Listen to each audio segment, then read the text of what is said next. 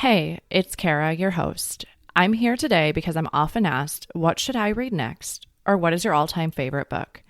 And that is why I created this list. This list isn't a declaration of the greatest books of all time. Rather, it's a collection of the stories I can't stop thinking about, the ones I've recommended more times than I can count, and that continue to live rent free in my head. Whether you're looking for your next unforgettable read, or just want to see what books have shaped my reading life, I hope this guide of 25 books inspires you to discover a new favorite. Head on over to the link in the show notes or to bookishflights.com/read/25 books.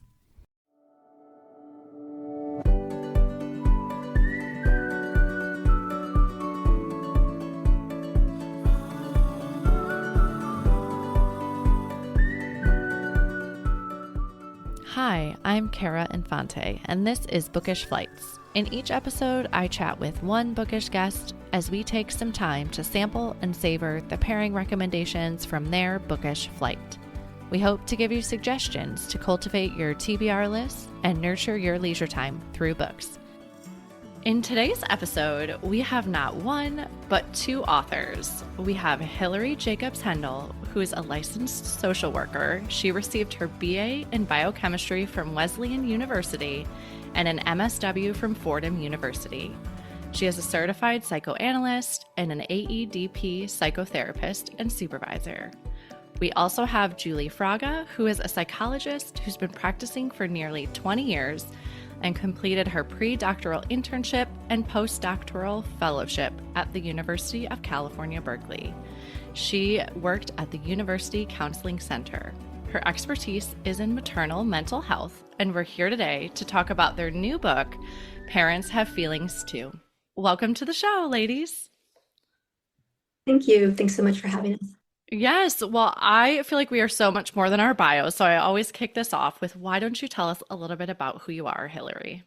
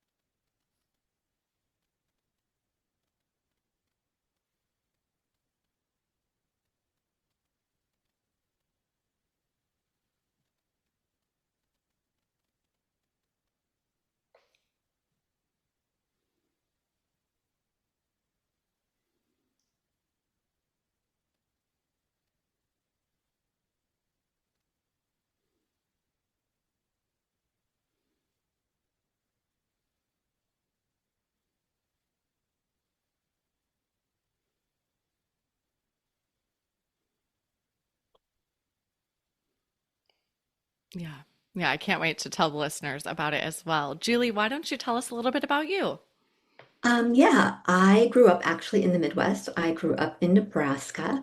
I live now in San Francisco. I have a teenage daughter, and I have always been like really interested in emotions and, kind of exploring my own emotions. But it was in 2016, I guess, I was reading the New York Times and I read an op-ed titled It's Not Always Depression.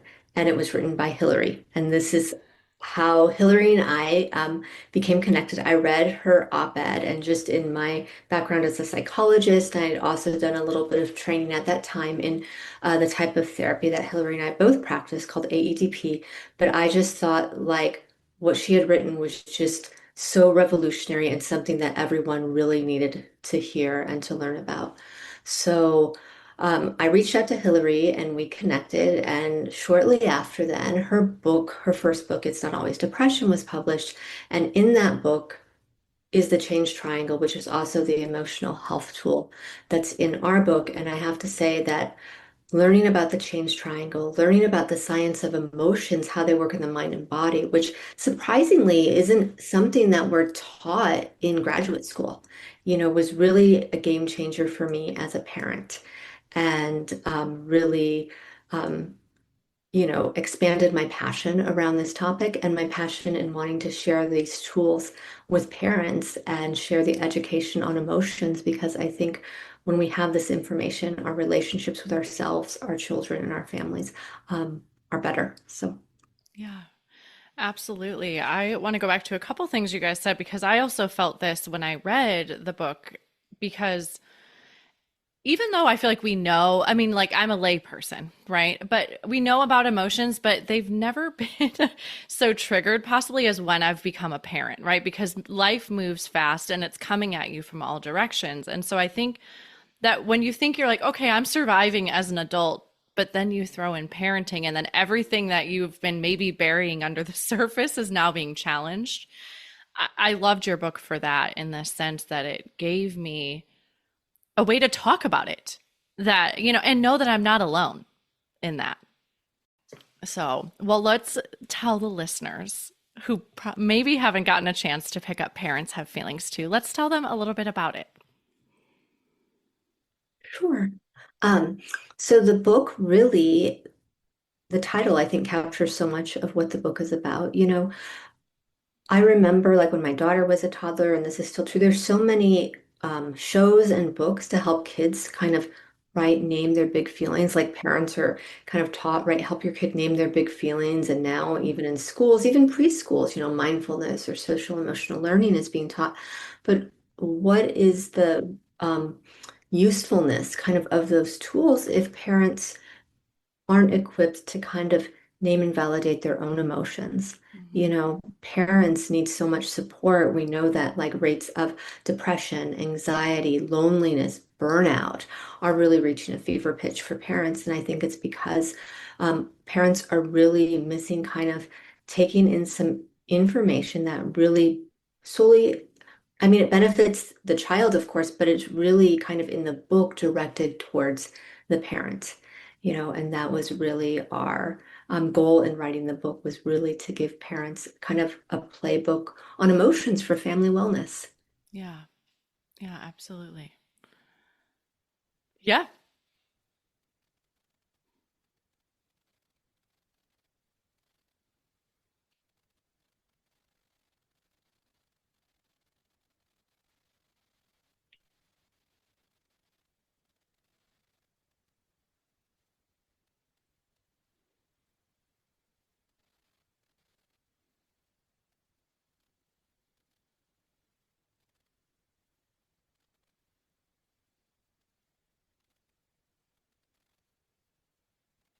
Mm-hmm.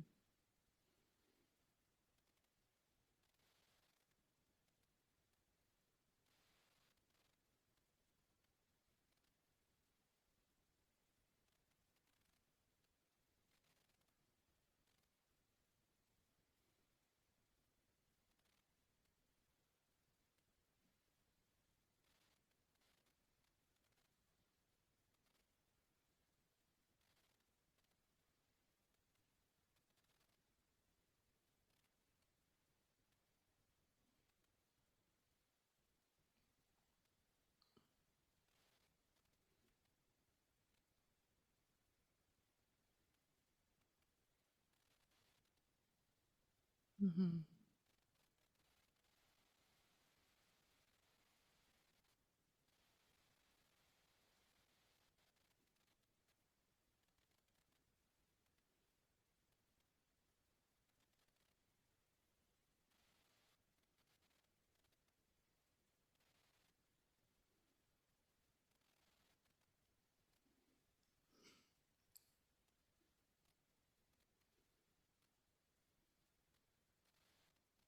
Yeah.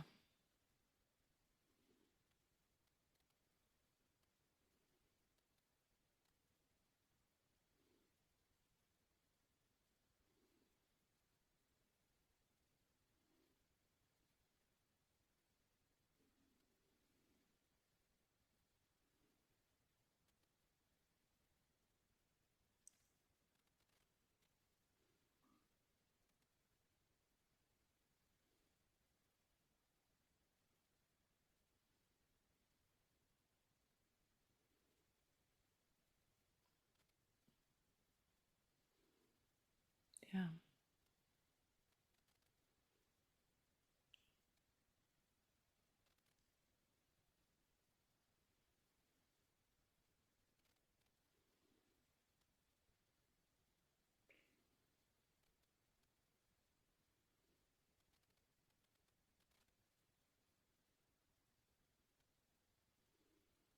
Yeah.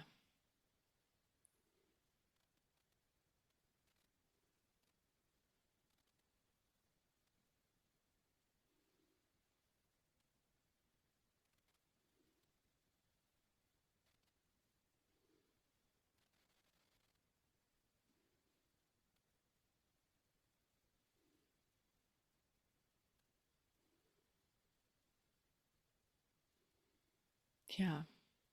Yeah, I think you said that perfectly in like the complexity of the nature, right? Like it's not just naming our child's emotion and what our child is feeling, because it's also stirring up things inside of us as well and taking a moment, which is sometimes hard in the heat of it, taking a moment to recognize what you're feeling. And as I was going through this book, what I loved about it is I felt that even though I still was maybe 4 chapters in, right? I went through the beginning and they teach you these recognizing these core emotions. You know, they're going to teach you the change triangle and looking at all that. But then towards the end of the book, you go through these feelings, right? The despair, the anger, the sadness, and then a whole, it felt like just a practical guide. And I think we all, like, as I was reading it, I could think back to moments like, oh yeah, I've been here before, and see where the spiral would happen, and maybe not the best way of a spiral, but it felt it was just so actionable that even though I maybe hadn't gotten to anger, just spending time trying to recognize what I was feeling in the daily interactions with my children, there was so much I gleaned from that. You know, again, maybe I was only a handful of pages in, but I was like, oh, okay, wait, pause. What am I feeling? Like, you know, it was so wonderful from that perspective as a parent and a layperson.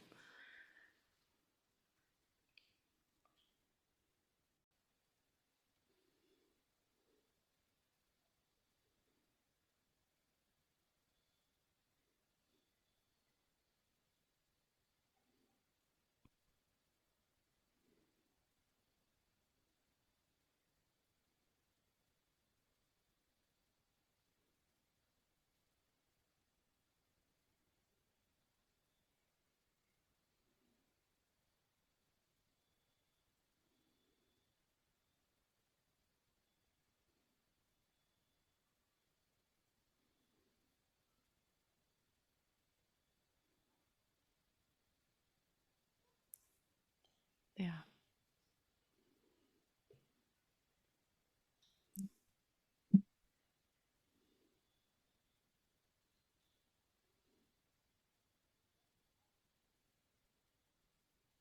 Yeah.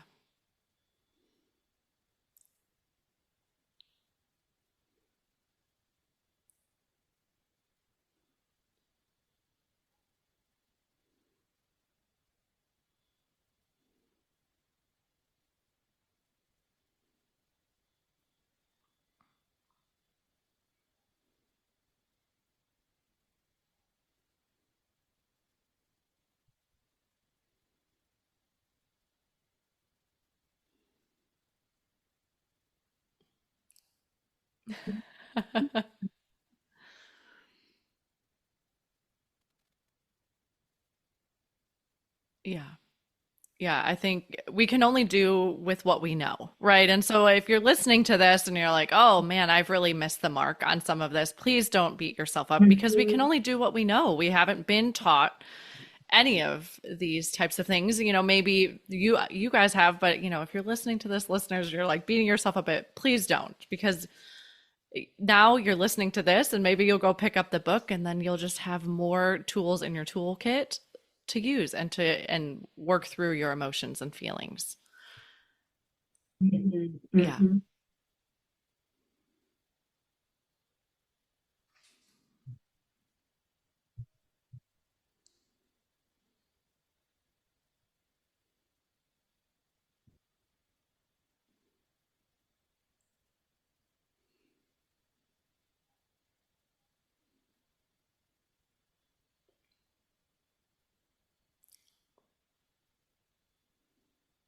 Yeah.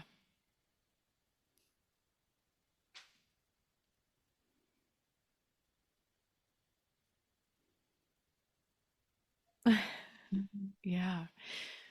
So Julie, our question. I mean, I guess possibly both of you were already using this in the clinic before you wrote the book. Like, I imagine the book doesn't stand, it goes the other way, right? This is stuff you've used over the years. So, what was the process, though, to get it written into a book and all on paper and working together as co-authors? How was that? It was such a delightful and joyful experience, I'm so grateful to Hilary. We have such a great collaboration. It was just our shared passion to share this information with parents. And we really started thinking about this. I guess it was still kind of in the pandemic or coming out of the pandemic at a time when parents, not that parents still aren't struggling, but I mean, parents were really, suffering during the pandemic. And I work with so many parents, and I was just like, if these tools were available kind of in a way for parents who might not ever go to therapy, and you don't need to go to therapy to learn to use the change Yeah. triangle. You don't need to go to therapy to become educated about how emotions work in the mind and body. You don't need to go to therapy. I mean, I think another kind of kernel that the book provides for people that we don't maybe focus on enough in our society is self-reflection and looking at the ways our own childhood experiences kind of play out in the present. I think there's a notion, oftentimes people might even come to therapy and they might say, I don't want to talk about the past. I don't want to talk about my childhood. I don't want any of that Freudian stuff.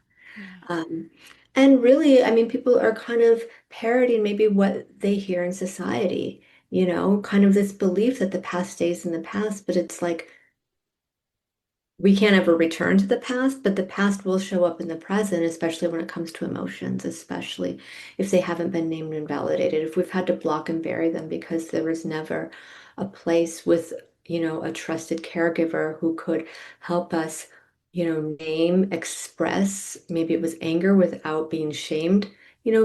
Kids need their parents Yeah. for care and survival. So unknowingly, they'll learn kind of to block that emotion, you know sometimes I think our society sends the message, that it's best to kind of deal by not feeling.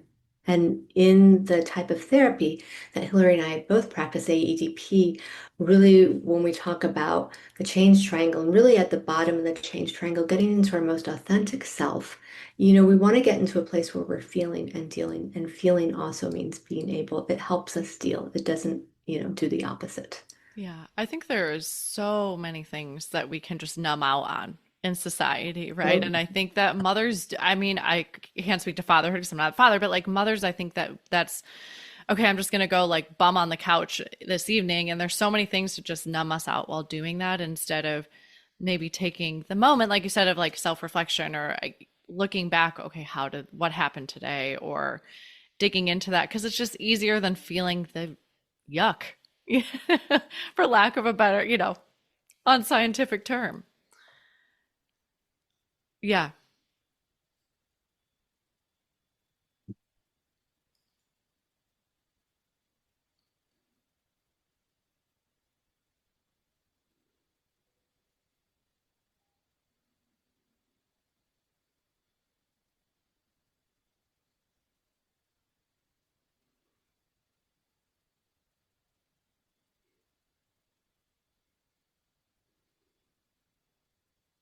yeah,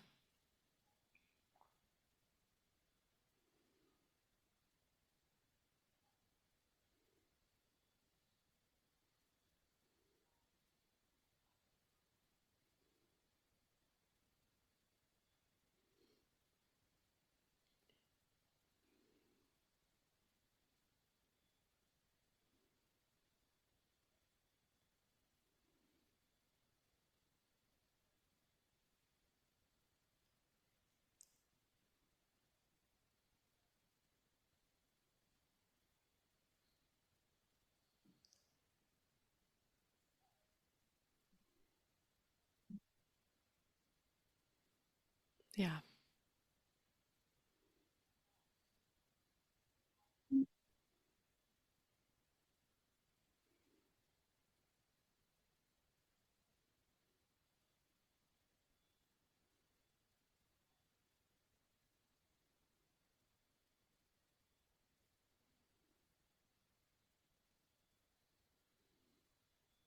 yeah,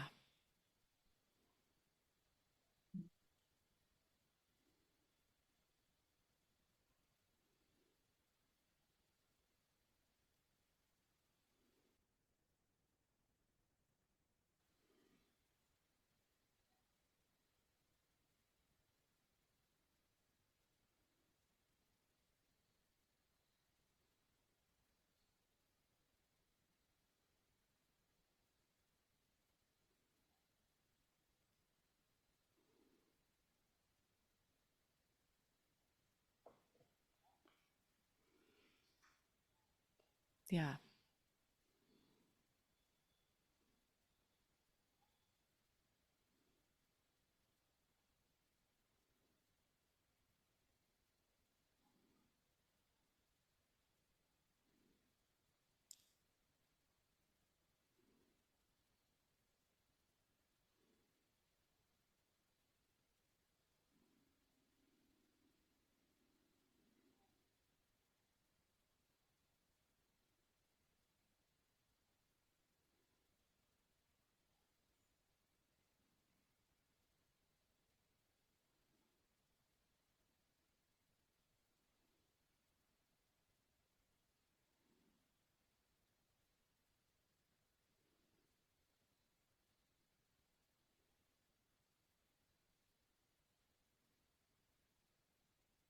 Yeah.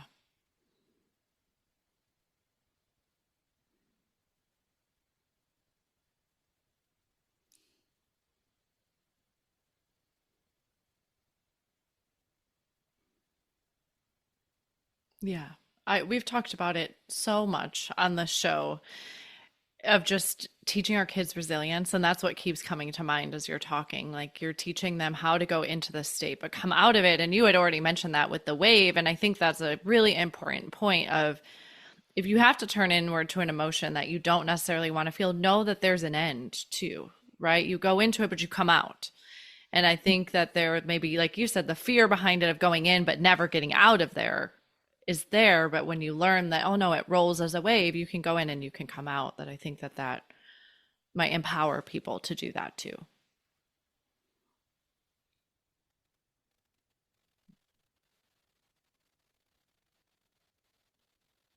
Yeah.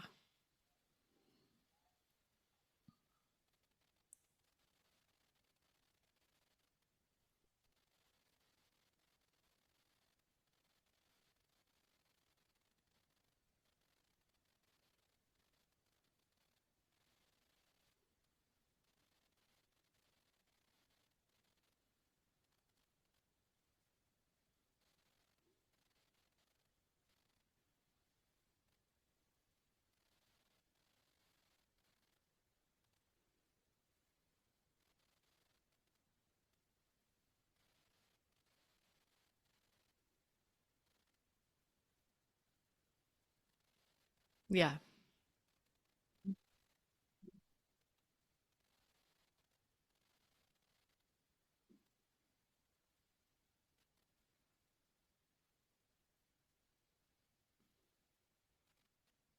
Yeah.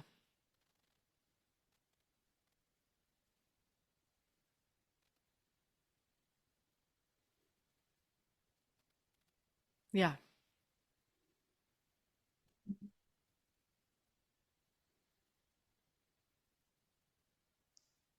Yeah. Absolutely. I found it was so accessible reading it. And like you said, you guys left out a lot of the science, I'm sure. Like it was very readable. It wasn't a dry text. And it was, I really, really would highly recommend this. In fact, I put it on my husband's nightstand when I Well, was done. I was like, okay, you're next. I mean, we So, really work hard to include the experiences about fathers, the emotional yeah, lives of fathers. It's such kind of a missing piece in the narrative about parenting. I don't see many, articles or books that really talk about fathers and they're kind of working through emotions. And so we wanted to be really inclusive in that way. So yeah, hopefully yeah. dads will also pick up the book and see some of their own experience reflected in it based on their role as a parent. Yeah. And I think even more so, there's that societal pressure of like the men need to be tough and strong, right? Like they're Absolutely. not allowed to feel at all. So it's incredibly important, I think, for their population too.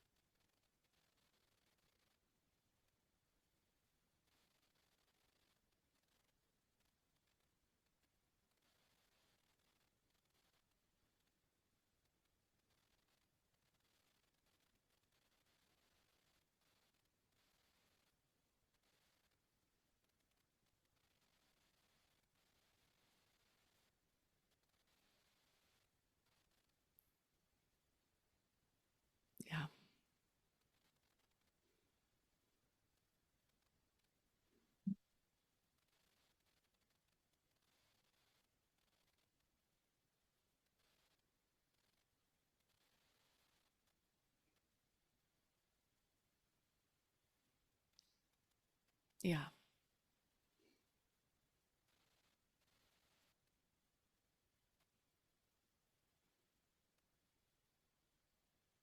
Yeah.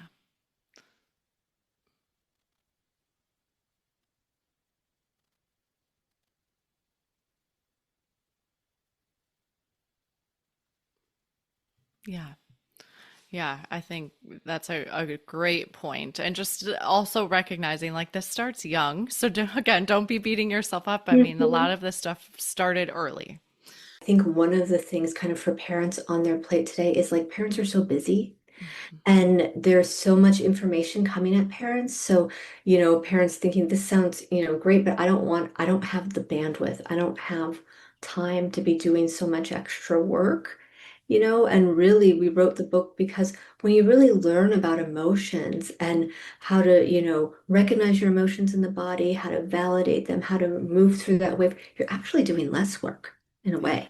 It takes less time to actually do that and then to be in a state of calm and know what to do, your toddlers, I don't know, having their meltdown at the grocery store aisle, you know, just that takes less work than, otherwise we have our own emotions. There's tension, Yeah. and maybe And you're having to manage all that. we're managing it and we're Yeah. maybe then trying to cajole a child who is doing this because like where they're at developmentally, Yeah.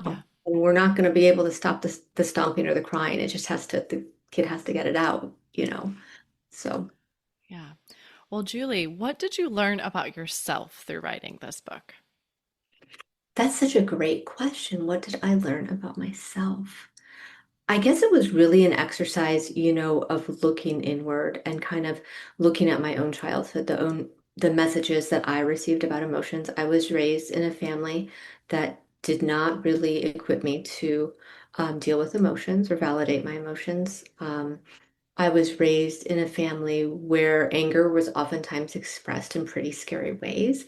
And until I really discovered, AEDP and the change triangle, like I never realized that my kind of like supercharged people-pleasing tendencies, I thought that was just maybe like niceness. I'm from the Midwest. I thought that was like good manners. I'm Um, from the Midwest too, so I know exactly what you're yeah, talking right? Like about. I didn't really understand fully, even though I've had decades of therapy. I started going to therapy when I was 18. So over half my life I've been in therapy. Um, but I didn't realize that the supercharged people pleasing was really a defense, on the defense corner of the change triangle that was so related to my own emotions that got blocked and buried through, my childhood and kind of like exercise. The more I just kind of practice and work the change triangle, it's like I kind of take it with me wherever I go. Yeah. And I can almost kind of see when something's coming up for me. For example, like, a couple days ago, my daughter's texting me. I'm like in between patients. I don't have like a lot of time. I find myself getting a little annoyed, but I'm Yeah. really annoyed because I don't have time. The Yeah. old me might have even said something, I don't have time for this right now, but I'm like, oh, there's my annoyance. Okay, let me just take a few deep breaths and, move on with my day. Yeah. Um, but even in that little example, we see how much less time than we spend kind of stewing about something, Yeah. We're then building a narrative about our kid, don't they know that I'm busy during the day and they shouldn't, and kind of getting that all going before maybe they even come home and walk through the door. And we've had these emotions come up and we don't even realize it. Yeah. So, Yeah. I think you bring up a great point, and I'm glad you brought it back up because I wanted to say that is even though I've read this book, I found that there was a couple of times that it felt very sticky. Like I couldn't quite identify what I was feeling. And I just wanted to tell the listeners that just be patient with yourself. Because I imagine as I work through this a little bit more that I'm going to figure that out. But there was a few moments I'm like, can't quite pinpoint exactly what is triggering right now, but I know I'm feeling that and just kind of sitting with that. And I figure, like I said, I'm like just being patient that I will figure that out. Like now that I can recognize, oh, you're feeling something, sit with this, take a few deep breaths, and then, I'll keep working that a little bit and I'll probably get to the bottom of it a little bit more eventually. Yeah.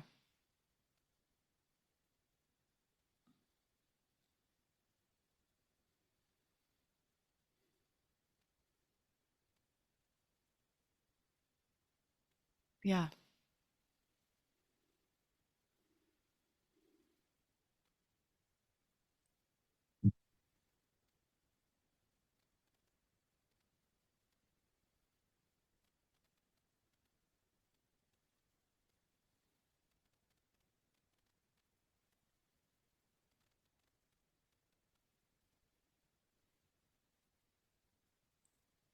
Yeah.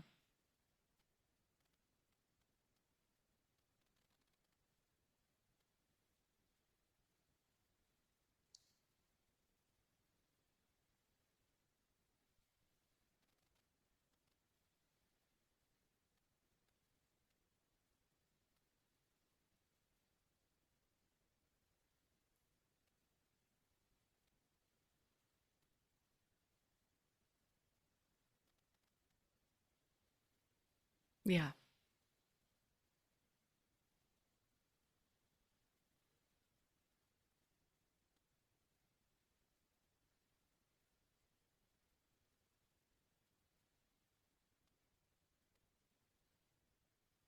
Yeah.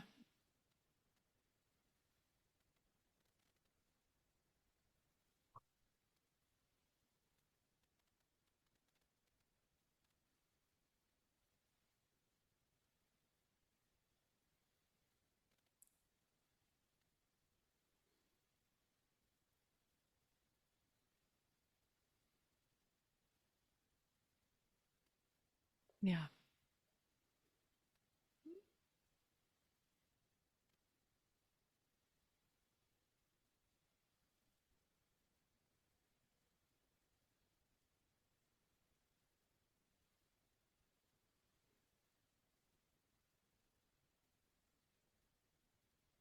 Yeah. And I think to your point of in that, I'm thinking of the when I go in the downward spiral, like just recognizing that I was headed that way. Again, I might not have been able to figure it all out in the change triangle at this point because I was still so new to it, but just recognizing it halted that. And that feels good, right? Like just being able to say like I feel off. Something is not Mhm. right here. I recognize that. I can't pinpoint it, but this is not, like just that alone was like taking a rock out of my backpack. Love that. Yeah, So, yours. yeah. Yeah. I'll email you all in a year and be like, okay, so here's where I am in a year after trying all this. But yeah. Yeah. Well, Hilary, what did you learn about yourself through writing this book?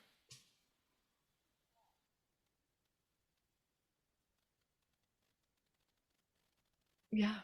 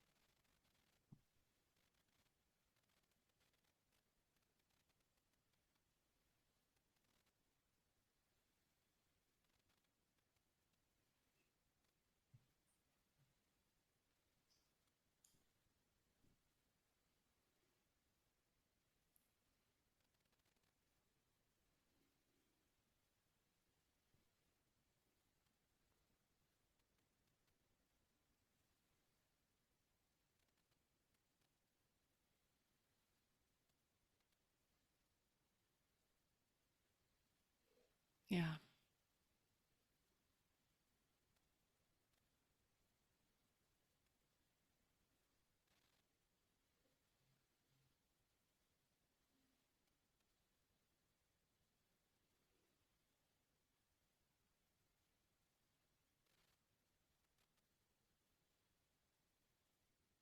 Yeah.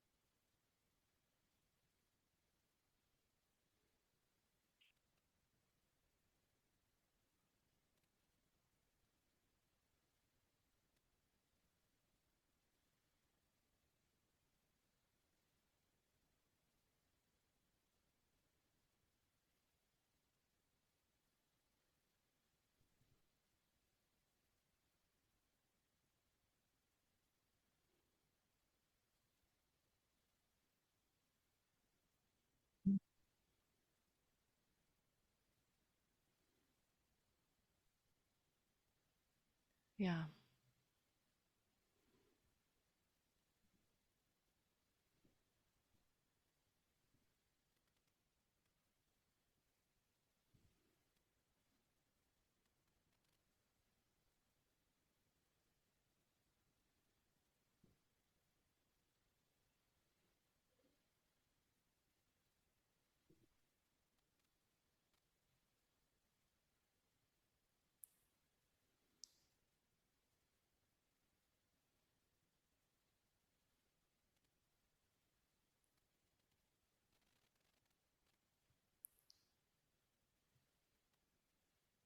Yeah.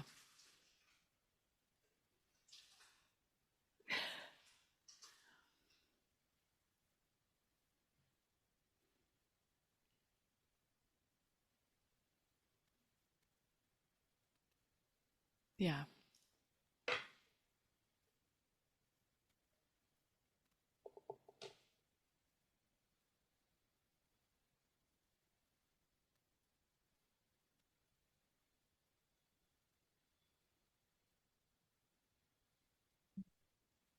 Yeah.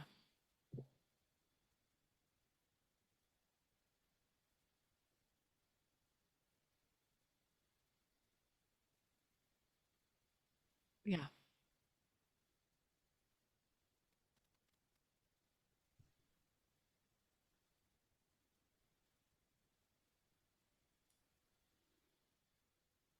Yeah. Yeah. I know when I got to that chapter on joy, I was like, oh, like, wow, this seems like kind of a left turn. But then I obviously listened, or I read it, and I was like, oh my goodness. Like, once I heard what was in there, I was like, oh, I could see why, and see myself doing just that, the deflection or being humble or whatever you want to put on that label, right? Of not letting yourself experience that emotion. Mhm. I did. Yeah, I did for sure. And I found that they were, again, back to kind of my childhood, a lot of that, like reflecting back to how this was maybe, like how my family handled things, and then maybe what I picked up on that. And I think that's so true, right? We live in a world of community. So if you're wondering, like, okay, well, I'm not a parent, I don't know if this book is for me, I still think this book is completely relevant because not only are you learning, like you said, the self awareness of yourself, getting to that open hearted state, learning the change triangle, but we live in community with others. And so, whether it's a child that's challenging us, or a difficult coworker, or a friendship, or whatever that may be, we do live in community with others that are going to be challenging us in our daily lives.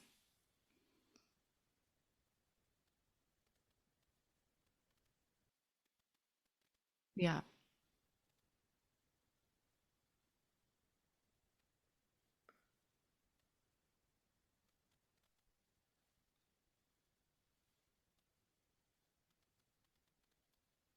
Yeah.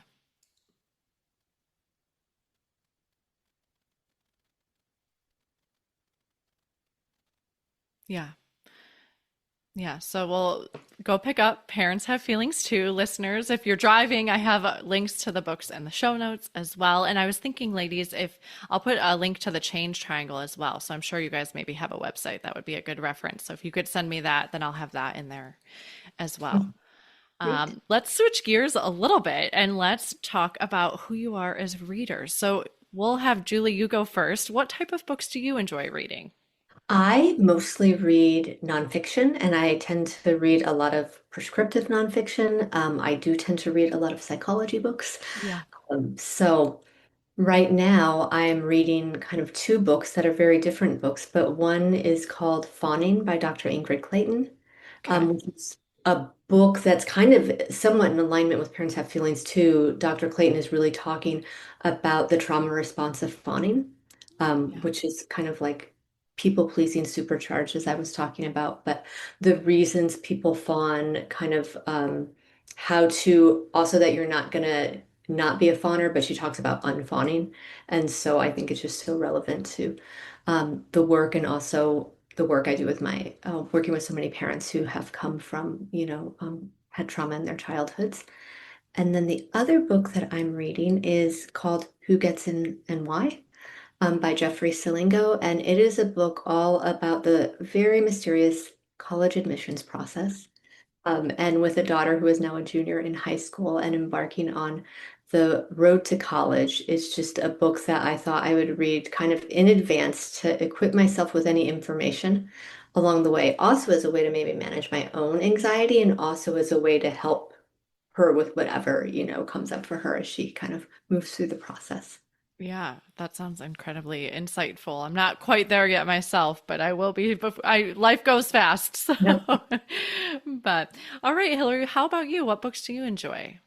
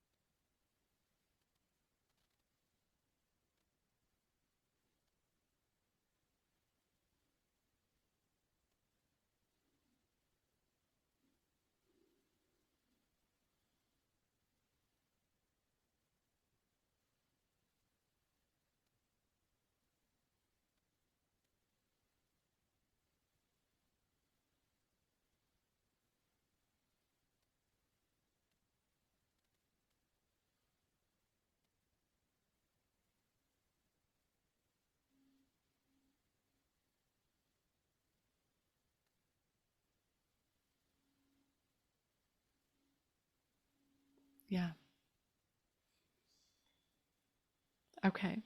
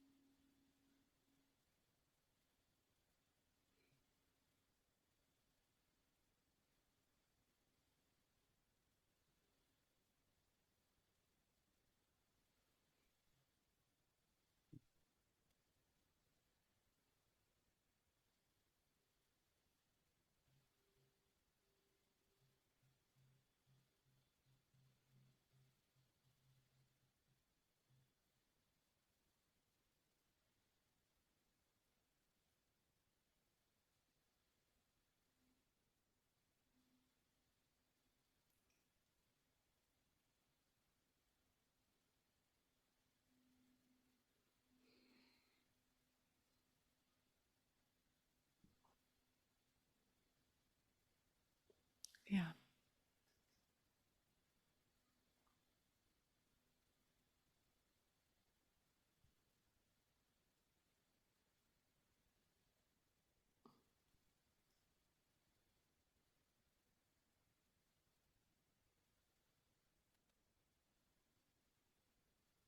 Yeah.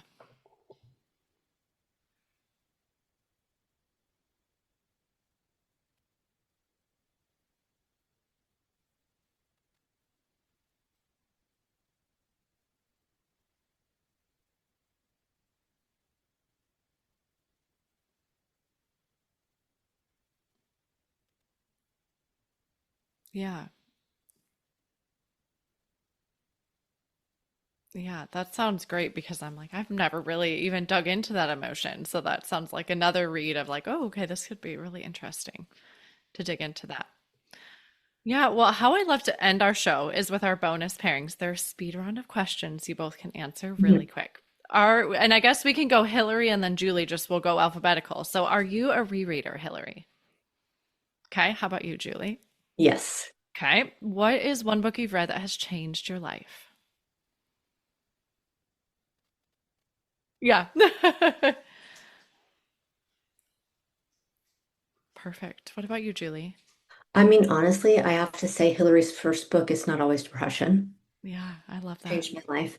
And there is a book that I read many years ago when I first became a mom called Mothering Without a Map by Catherine Black, which Mm, was all about how to mother when we haven't had kind of quote unquote good enough mothers, mothers who were emotionally attuned to us, um, and how that shows up in parenting our kids. yeah. Wow. It's amazing how things come full circle because 2 weeks ago the episode came out. She has her and her husband run a business. She's an author, but they run a business where it's like helping people that haven't seen healthy relationships see healthy marriages, and how if you have never seen a healthy relationship, then how can you model that in your own life, and just equipping people with skills. So I'm like, wow, this like episode is perfect timing because now it's more a bit about yourself and doing that. So, where is your favorite place to read, Hilary? Love it. What about you, Julie? I mean, I know this isn't great for one's sleep hygiene, but I love to read like in bed. Yeah. I think it's a great way. I think it to me, yeah, I was Yeah. like, you shut down your brain, right? It's Right, like it's that anchored relaxing. point to the Yeah, day. totally. Yeah. Lastly, what are you reading next?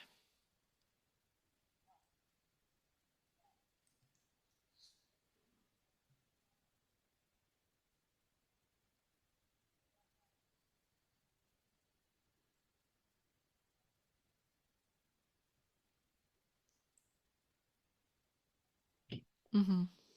Okay.